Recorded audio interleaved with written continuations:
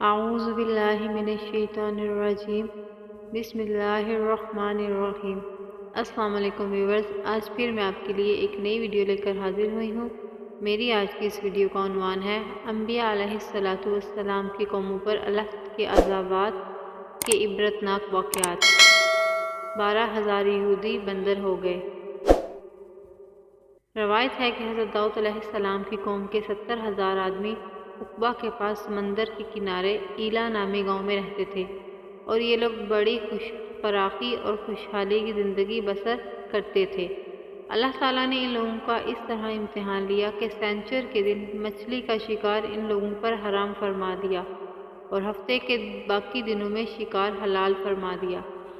مگر اس طرح ان لوگوں کو آزمائش میں مبتلا فرما دیا کہ سینچر کے دن بے شمار مچھلیاں آتی تھی اور دوسرے دنوں میں نہیں آتی تھی۔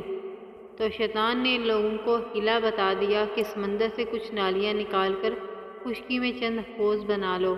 اور جب سینچر کے دن ان نالیوں کے ذریعے مچھلیاں حوض میں آ جائیں تو نالیوں کا منہ بند کر دو، اور اس دن شکار نہ کرو بلکہ دوسرے دن آسانی کے ساتھ ان مچھلیوں کو پکڑ لو۔ ان لوگوں کو یہ شیطانی حیلہ بازی پسند آ گئی، اور ان لوگوں نے یہ نہیں سوچا کہ جب مچھلیاں نالیوں اور حوضوں میں مقید ہو گئی تو یہی ان کا شکار ہو گیا، تو سینچر ہی کے دن شکار کرنا پایا گیا جو ان کے لیے حرام تھا۔ اس موقع پر ان یہودیوں کے 3 گروہ ہو گئے۔ نمبر 1، کچھ لوگ ایسے تھے جو شکار کے اس شیطانی حیلے سے منع کرتے رہے اور ناراض و بیزار ہو کر شکار سے باز رہے۔ نمبر 2، اور کچھ لوگ اس کام کو دل و جان سے برا جان کر خاموش رہے، دوسروں کو منع نہ کرتے تھے بلکہ منع کرنے والوں سے یہ کہتے تھے کہ تم لوگ ایسی قوم کو کیوں نصیحت کرتے ہو جنہیں اللہ پاک ہلاک کرنے والا یا سخت سزا دینے والا ہے۔ نمبر 3، اور کچھ وہ سرکش و نافرمان جنہوں نے حکم خداوندی کی اعلانیہ مخالفت کی اور شیطان کی حیلہ بازی کو مان کر سینچر کے دن شکار کر لیا اور ان مچھلیوں کو کھایا اور بچا بھی لیا۔ جب نافرمانوں نے منع کرنے کے باوجود شکار کر لیا تو منع کرنے والی جماعت نے کہا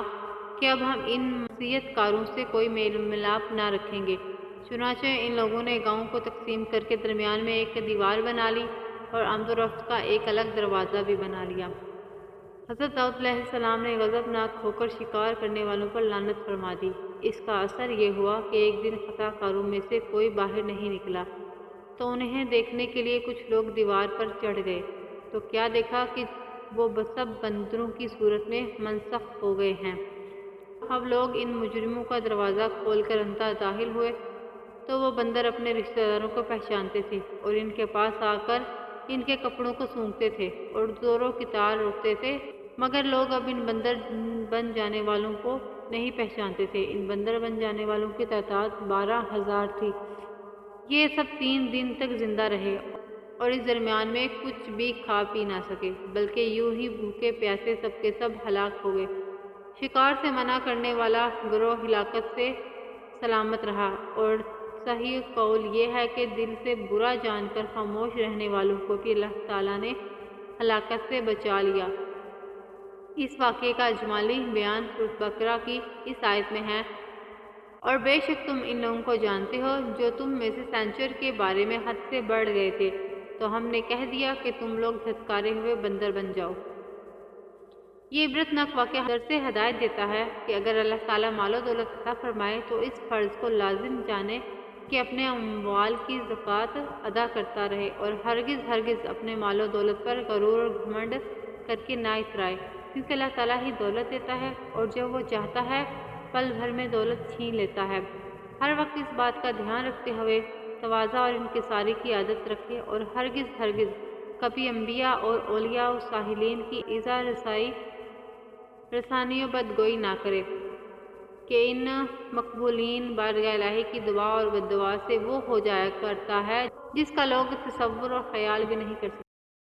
اللہ تعالیٰ سے دعا ہے کہ اللہ تعالیٰ ہمیں قرآن و سنت پر عمل کرنے اور حضرت محمد صلی اللہ علیہ وآلہ وسلم کے نقش قدم پر چلنے کی توفیق عطا فرمائے، آمین۔